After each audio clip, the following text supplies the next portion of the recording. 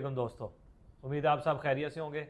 जैसा कि आपको पता है कि मुहर्रम शुरू हो चुके हैं। मुहर्रम के एहतराम में हम ना कोई फ़नी वीडियो बनाएंगे, ना कोई ब्लॉग वगैरह बनाएंगे। इस वजह से हमने फैसला किया है कि जी हम अब पॉडकास्टिंग की तरफ जाएंगे थोड़े अरसे के लिए। आज की पॉडकास्ट में हमने जो टॉपिक चुना है वो है दुबई का ड्राइविंग लाइसेंस, जिसमें बहुत सारे पाकिस्तानी बहुत सारी गलतियाँ करते हैं और उनका काफ़ी ज़्यादा नुकसान हो जाता है।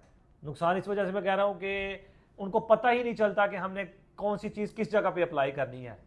तो आज हमने इसी सिलसिले में अपने एक भाई को दावत दिया जो अभी अभी दुबई से अपना ड्राइविंग लाइसेंस बना के आ रहे हैं, सैयद काजिम रज़ा जी। अस्सलाम वालेकुम व्यूअर्स, जैसा कि शहनशाह भाई ने बताया कि आज का टॉपिक है दुबई का ड्राइविंग लाइसेंस। तो यकीनन इसमें बहुत से पाकिस्तानी एक बहुत बड़ी गलती करते हैं, जो कि ड्राइविंग लाइसेंस जब आपको एज आ एप्लीकेंट 3 ऑप्शंस दिए जाते हैं दुबई में ड्राइविंग लाइसेंस के लिए। उसमें सबसे पहला रेगुलर, दूसरा लमसम और तीसरा प्रीमियम कैटेगरी में आता है। मैं आपको सबसे पहले प्रीमियम के मुतालिक बताना चाहूँगा। प्रीमियम कैटेगरी में फॉल करने वाला एप्लीकेंट जो है वो डेफिनेटली बहुत ज़्यादा लग्जरी उसको प्रोटोकॉल्स दिए जाते हैं, क्योंकि वो आलमोस्ट पाकिस्तानी रुपीज़ की बात की जाए तो वो 12 से 13 लाख रुपए में कॉस्ट करता है। तो उसमें आपको बहुत जदीद तरीन गाड़ियों के अंदर ड्राइविंग के सीखने के जो मराहिल हैं उनसे गुजारा जाता है। उसके बाद जब आप गाड़ी सीख लेते हैं तो आपकी बताई हुई लोकेशन के मुताबिक ही आपको फाइनल ट्राई आपसे ली जाती है। जो आरटीए आपसे फाइनल टेस्ट लेता है वो भी आपके दिए हुए रूट के मुताबिक ही लिया जाता है, जो आप सेलेक्ट करते हैं कि मैं इस रूट पे अपना ड्राइविंग टेस्ट दूंगा। तो ये तो हो गया प्रीमियम। इसके बाद आ जाता है लमसम। लमसम शेड्यूल वो एक ऐसा आरटीए ने बनाया है कि वो आपके साथ एक लमसम कॉन्ट्रैक्ट कर लेते हैं कि एज आ एप्लीकेंट अगर आप हमें एक स्पेसिफिक अमाउंट फिक्स दे देंगे तो उसके बाद आपके ऊपर कोई चार्जेस नहीं लगेंगे, चाहे आप जितनी अटेम्प्ट मर्जी लें, जितनी दफ़ा मर्जी ड्राइविंग में फेल हों, जितनी मर्जी क्लासेस लें और जितना मर्जी टाइम फ्रेम लगाएं। इसमें काजिम भाई मैं पूछना चाह रहा हूँ कि आपने कहा है कि आरटीए आपसे करता है कि मुझे आप लमसम अमाउंट दे दें। आरटीए करता है या वो स्कूल वाले करते हैं जो आपको इस मराहल से गुजारते हैं? क्योंकि आरटीए से पहले मैंने सुना है कि दुबई में स्कूल में जाना पड़ता है, वो स्कूल आपसे सारे चार्जेस वगैरह लेता है और स्कूल आपको आरटीए के हवाले करता है। आरटीए का इससे स्कूलों से कोई लेना देना नहीं है। इसके बारे में बताएं कि स्कूल का और आरटीए का क्या तल्लक है। जी बिल्कुल, आपने ठीक क्वेश्चन किया। एक्चुअली आरटीए और स्कूल दोनों लिंक्ड हैं, ये दोनों एक ही इदारा हैं और इन दोनों की कोलैबोरेशन के साथ ही आप अपनी फाइनल अटेम्प्ट तक पहुंचते हैं और आप अपना ड्राइविंग लाइसेंस हासिल करते हैं। किसी भी एप्लीकेंट ने सबसे पहले स्कूल में जाना है और उसका जो आगे नेक्स्ट सारा प्रोसेस है, इवन के उसकी जो क्लासेस है वो भी आरटीए ही शेड्यूल भेजता है स्कूल को, और स्कूल आगे फॉरवर्ड करता है अपने एप्लीकेंट को कि आपको इस दिन आपकी ड्राइविंग क्लास है, इस दिन आपका ड्राइविंग लाइसेंस है। बिना आरटीए के ना स्कूल चल सकता है और ना एप्लीकेंट अपनी फाइनल ट्राई दे सकता है। स्कूल ने ही आपका शेड्यूल फाइनल करवाना है आरटीए से, क्योंकि आरटीए ने ही जो शेड्यूल स्कूल को देना है वो ही आगे एप्लीकेंट ने फॉलो करना है, चाहे वो क्लासेस हैं, चाहे वो फाइनल ट्राई है, चाहे वो असेसमेंट है। तो लमसम पे थे हम। लमसम में ये है कि आपको अपनी एक फिक्स अमाउंट दे दी जाती है, उसके बाद आप चाहे जितनी दफ़ा मर्जी फेल हो, जितनी अटेम्प्ट में मर्जी आप दोबारा अप्लाई करें, आपका वो चलता रहता है। और तीसरी और पहली जो ऑप्शन थी वो थी रेगुलर। रेगुलर में आपसे एक ऑलमोस्ट अगर पाकिस्तानी रुपीज़ की बात करूं तो 2.5 लाख रुपया पहले चार्ज किया जाता है और उसके बाद आपकी क्लासेस के पैसे आपने साथ साथ देने होते हैं। अगर आप असेसमेंट फेल करते हैं तो फिर चार्जेस। अगर आप फाइनल ट्राई, जो पार्किंग ट्राई, जितनी अटैम्प्ट्स हैं, जितने मराहिल हैं फाइनल ट्राई तक, जितनी दफ़ा आप फेल होते जाएंगे आपसे वो पैसे लेते जाएंगे। आपको वो फीसिस, वो चार्जेस पे करने होते हैं क्योंकि आपने उसमें फिक्स नहीं किया होता। तो अब जो पाकिस्तानी हैं वो मोस्टली ये गलती करते हैं कि वो जाते ही इस डर से कि हमें बार बार पैसे ना देने पड़ें, ये वो गलती है जो सबसे बड़ी पाकिस्तानी करते हैं, जिसकी तरफ आपकी तवज्जो दिलवाना व्यूअर्स की ज़रूरी है कि आपने जाते ही वहाँ पे लमसम जो कॉन्ट्रैक्ट, जो ठेका जिसे हम बोलते हैं, वो नहीं कर लेना। क्योंकि जिस शख्स ने पाकिस्तान में गाड़ी चलाई होती है उसको वहाँ पे लमसम करने की ज़रूरत नहीं है। वो अपना 2.5 लाख रुपया जो इनिशियल डिपॉजिट है वो करवा के साथ साथ क्लासेस लेता रहे। अगर वो किसी स्टेज पर असेसमेंट या पार्किंग या फाइनल ट्राई में फेल करता है तो वो उसके बाद भी फ़ी देकर, माइनर फीसिस होती हैं, वो अपनी फाइनल ट्राई तक अपना ड्राइविंग लाइसेंस हासिल आसानी कर सकता है। अच्छा काज़म भाई, इसमें आप बता रहे हैं कि माइनर सी फीस है, वो माइनर सी फीस का थोड़ा सा आइडिया दे देना व्यूवर्स को कि कितनी को है, कोई 100 दिरहम है, 50 दिरहम है, 20 दिरहम है, कितनी को है? जी बिल्कुल, अगर मैं पाकिस्तानी रुपीस में बात इसलिए कर रहा हूं ताकि व्यूवर्स के लिए एक बजट बनाना आसान हो और उन्हें समझ आए। 2.5 लाख रुपया अगर आप इनिशियल डिपॉजिट दे रहे हैं और उसके बाद आप कोई क्लास मिस कर देते हैं या असेसमेंट फेल कर देते हैं, तो आपसे पाकिस्तानी आर्ट से 10,000 रुपये जो है उस असेसमेंट को दोबारा क्लियर करने के लिए जाएंगे और यही मराहिल दोबारा चलता रहेगा। जितनी दफ़ा आप वो स्टेज को पास नहीं कर लेते, आपसे 8 से 10,000 रुपये पाकिस्तानी उस स्टेज को पार करने के बार बार चार्ज किए जाएंगे, लेकिन वो कोई इतनी बड़ी अमाउंट नहीं बनती।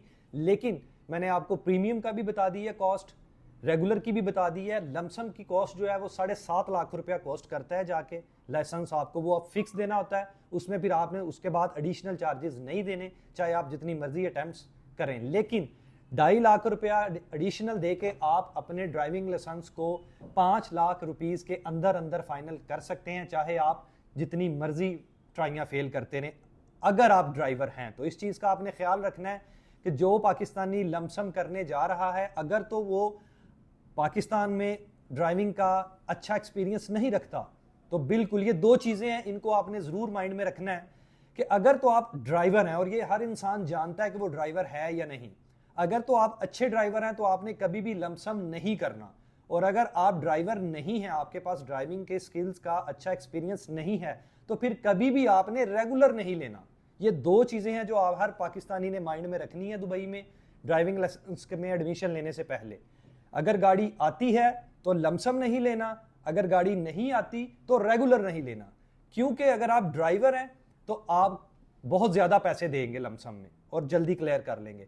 और अगर आप अच्छे ड्राइवर नहीं हैं और आपने रेगुलर ले लिया है, तो आप फेल ही इतना करेंगे कि आपका बजट हो सकता है लमसम से भी ऊपर चला जाए। और लोगों का गया है, उनको नुकसान हुए हैं, मेरे भी सराउंडिंग में मुझे पता चला है। इसी वजह से मैंने सोचा कि आपके प्लेटफॉर्म से एक वीडियो बनाई जाए जिसमें लोगों को अवेयरनेस दी जाए कि जो लोग वहाँ पे दुबई में ड्राइविंग लाइसेंस लेना चाहते हैं। अच्छा काज़म भाई, आपने सारी बात बड़ी तफसील से बता दी, सारा आपने पैसों का भी बता दिया। अब ये बताएं कि कहा जाता है जी कि दुबई का ड्राइविंग लाइसेंस लेना बहुत मुश्किल है, उसके उधर पैसे भी वगैरह नहीं चलते, जो भी आपने करना है वो ओरिजिनल तरीके से होगा, उसमें कोई फेक काम नहीं होता दुबई में। इसके बारे में बताएं कि आपका एक्सपीरियंस कैसा रहा, मुश्किल है, नॉर्मल है, या ऐसे ही हवा में बातें हैं? जी बिल्कुल, आपने ये अच्छा क्वेश्चन किया है। देखें, इसमें कोई शक नहीं है कि फाइनल अटैम्प्ट जो है, जिसे दुबई की ड्राइविंग की जो लैंग्वेज है उसके अंदर रोड ट्राई कहा जाता है, वो फाइनल रोड ट्राई होती है जिसे वहाँ का लोकल जो है आरटीए ऑफिसर वो आपसे लेता है।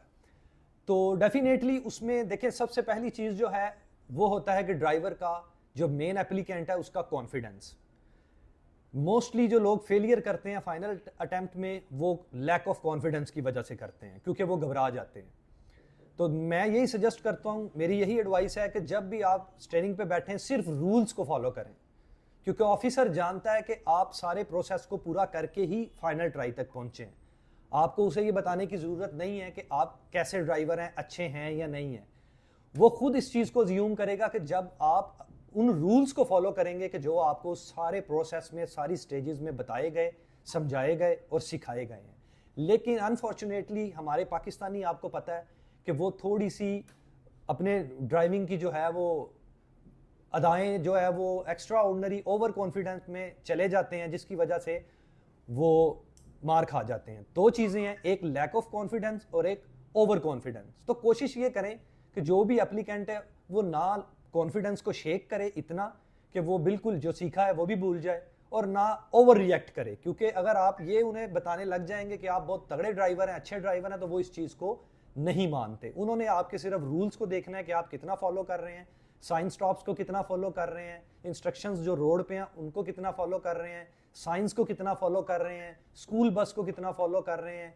ये वो तमाम चीज़ें हैं कि जिनको अगर एक एप्लीकेंट, एक ड्राइवर अच्छे तरीके से फॉलो करता है तो वो मस्ट पहली अटैम्प्ट में भी पास हो जाएगा। इसमें इतनी बड़ी कोई डील नहीं है कि ड्राइविंग लाइसेंस नहीं मिलता। इवन दैट कि मैं भी पहली अटैम्प्ट में ही क्लियर होके आया हूँ। अच्छा, आप ये बता दें, आपने बातें अब खुलती जा रही हैं, इसमें आप ये बताएं कि टाइम कितना लगता है और स्कूल वाले कितना टाइम आपको देते हैं। और इसमें ये होता है कि अगर आपने सब कुछ स्कूल में क्लियर कर लिया है रश की वजह से कि जी उनके पास बंदों का बड़ा रश है, उस वजह से आप लेट हो जाते हैं, ऐसा कोई चक्कर है? जी एग्जैक्टली इस चीज़ का फ़र्क पड़ता है क्योंकि आरटीए ने ही शेड्यूल देना होता है। स्कूल अपने पास से किसी एप्लीकेंट या किसी भी ड्राइवर को ना क्लास इशू कर सकता है ना टेस्ट की डेट इशू कर सकता है। ये एक मिसकंसेप्शन लोगों के जहन में है, इवन के वो आते हैं और स्कूल वालों से झगड़ते भी हैं कि आप हमें डेट्स इतनी लेट क्यों दे रहे हैं या हमारी मर्जी की क्यों नहीं दे रहे। तो आरटीए से लिंक है स्कूल, शेड्यूल सारा आरटीए ने ही देना है। वो इदारा है जो रेगुलरिटी ट्रांसपोर्ट अथॉरिटी, जो दुबई का आरटीए है जिसे बोलते हैं, उसी इदारे के थ्रू ही आपने सारी चीज़ों को फॉलो करना होता है और उसी के मुताबिक ही चलना होता है। इसमें टाइम का बताएं कि आपको कितना टाइम लगा और अमूमन जो उधर आपके साथ बंदे थे उनको कितना अरसा लगा फाइनल टेस्ट जाते? फाइनल चलो वो तो अगर वो हो जाते हैं उसमें फेल हो जाते हैं वो तो एक अलग बात है ना, फाइनल ट्राई तक जाते जाते कितना अरसा लग जाता है और उस अरसे में आपको काम मिल सकता है या नहीं मिल सकता? देखें, अगर कोई ड्राइवर, ये 6 स्टेजेस हैं फाइनल ट्राई आने तक, अगर तो आप उन 6 स्टेजेस को पहली अटेम्प्ट में क्लियर कर जाते हैं, किसी भी स्टेज को कोई ड्राइवर जो है वो फेल नहीं करता, सारी अटेम्प्ट्स को पहली ट्राई में क्लियर कर जाता है, तो वो with in 1.5 month 1 to 1.5 month वो अपनी फाइनल स्टेज पे आ जाएगा। लेकिन चूंकि ड्राइवर्स मोस्टली 95% ड्राइवर्स मिस्टेक्स करते हैं, वो स्टेजेस को फेलियर करते हैं, जिसकी वजह से उन्हें दोबारा नई क्लासेस दी जाती हैं। क्योंकि जब आप कोई भी एप्लीकेंट एक स्टेज फेल करता है तो उसे दोबारा उस स्टेज की क्लियरेंस के लिए क्लासेस लेनी पड़ती हैं। ऐसा नहीं है कि आपने एक स्टेज फेल की है तो उसके बाद नेक्स्ट आपको दोबारा उसी स्टेज की ट्राई मिल जाएगी, नहीं, वो आपको दोबारा क्लासेस लेने के लिए भेजेंगे, आपको दोबारा क्लासेस दी जाएंगी, रोड पे सिखाया जाएगा, उसके बाद ही आपकी दोबारा वही स्टेज की ट्राई ली जाएगी। यानी कि इसका मतलब है कि बंदा अगर कोई स्टेज नहीं करता तो 1 मंथ, अगर जैसे 1 से 1.5 मंथ अगर 1 से 1.5 फेलियर नहीं करता किसी भी स्टेज पे। अच्छा, तो अगर आम रूटीन में जाए 1-2 क्लासें फेल कर 2.5 से 3 माह जी लग बिल्कुल, सकते हैं। अगर वो स्टेजेस एक दफा भी फेल करता है हर स्टेज को तो 2 से 2.5 माह आराम से वहां पे लग यानी जाते हैं। कि जो ज्यादा से ज्यादा टाइम है वो 3 माह है और कम से कम जो 1.5 माह है। हाँ, 1 से 1.5 मंथ जो है वो मिनिमम टाइम फ्रेम है और 3 मंथ एवरेज 2.5 से 3 मंथ लग जाते हैं एक ड्राइवर को। अच्छा, और ये बताएं कि उसमें क्लासों के टाइमिंग क्या होती है? बंदा काम और ये ड्राइविंग क्लास दोनों को मैनेज कर सकता है या एक को टाइम दे सकता है? जी बिल्कुल, ये अच्छा क्वेश्चन आपने किया, काफ़ी इंफॉर्मेटिव होगा जो अभी इंटरेस्ट रखते हैं ड्राइविंग लाइसेंस लेने के लिए। तो अब आरटीए ने काफ़ी इस चीज़ में रिलीफ दिया है कि जो जॉब पेशा अफराद हैं वो अपनी मर्जी का टाइम फ्रेम ले सकते हैं। इवन के उन्होंने नाइट की क्लासेस भी रखी हुई हैं, अर्ली मॉर्निंग की भी रखी हुई हैं और आफ्टरनून की भी। तो जहां आप अपने शेड्यूल के मुताबिक अपनी जॉब को, अपने वर्क को देखते हुए अपने मामलात को सेटल करके क्लासेस लेना चाहते हैं तो वो आपको उस टाइम फ्रेम में क्लासेस में अकोमोडेट कर देते हैं। चलें जी, बहुत शुक्रिया आपका जी, Thank you very आपने हमें टाइम दिया और सारी इन्फॉर्मेशन दी। ले गाइस, वीडियो आपको उम्मीद है कि पसंद आएगी, सारी इन्फॉर्मेशन आपको मिल गई है। अगर आपने कोई बात पूछनी है तो आप कमेंट्स में पूछ सकते हैं, हम काज़ी भाई से रब्ता करके आपका जवाब कमेंट्स में ही आपको दे देंगे। अल्लाह हाफिज़।